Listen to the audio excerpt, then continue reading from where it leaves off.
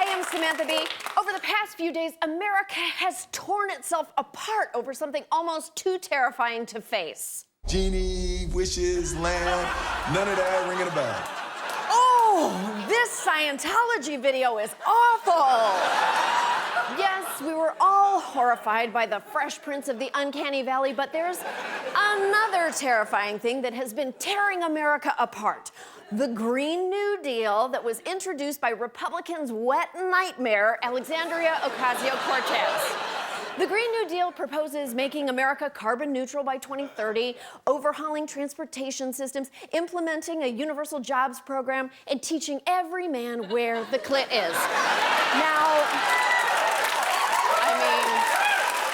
obviously, this is all very ambitious, and a lot of people are dismissing it as impossible. A 10-year goal, zero emissions, a guaranteed salary, and paid time off and retirement security for every American is not realistic. Airplanes. There are no dollar signs in the document, but if there were, they would all have $1 trillion after them. I mean, this is an incredibly expensive plan. By the way, the planet's going to die in 12 years. What's the point? Sean, there's always a point in finding the clitoris. Never give up, buddy. Okay, here's the point. It's too expensive and too hard isn't a reason not to save the world. It's a reason not to have a destination wedding. If I wanted to see someone's uncle get drunk and lose his swim trunks in a DoubleTree hot tub, I would have gone to my sister's wedding. The Green New Deal has been controversial, but the idea behind it really shouldn't be. An overwhelming number of experts agree we only have about 12 years to stop climate change from devastating our planet. 12 years! That is barely enough time for me to finish my novel trilogy, Dino Lust. People are panicking about the Green New Deal, but it isn't even a bill. It's a non-binding resolution. And if you're wondering what the difference is, a non-binding resolution is just an idea you're floating, like going on a date with Gritty. In the future, there'll be all sorts of details to be decided, like where the date is and who else is gonna be there. The resolution just says, hey, we have the intent to find a way to make this good idea work. A bill, however, is a detailed action plan, like how and when to seduce Gritty so that he will marry me. I will make him my bride. Even though it's just a non-binding resolution, the right is already delightedly inventing a future eco-dystopia.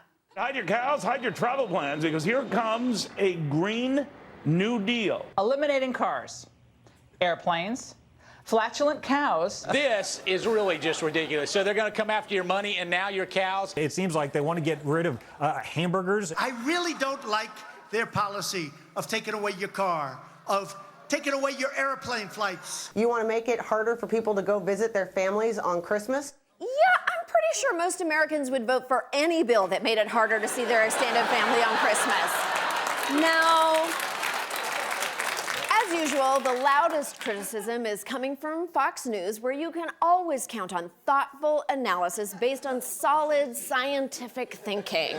I don't think I've washed my hands for 10 years. Really, I don't really wash my hands ever. Help me!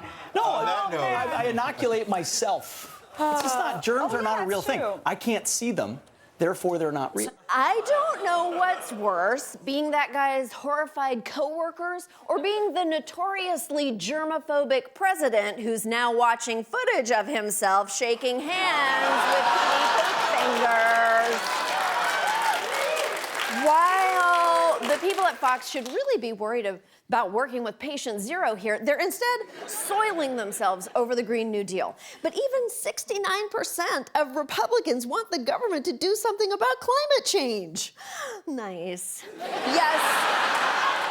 The Green New Deal is ambitious, and yes, a lot of it will never pass, but the plan's aggressive, even radical goals are bringing much-needed attention to climate change. It's kind of like how Cars for Kids brings attention to how much I hate Cars for Kids. And it's not crazy to use the government to do something big. As daunting as it may seem, the Green New Deal wouldn't be the first impossible-sounding project our government has pursued.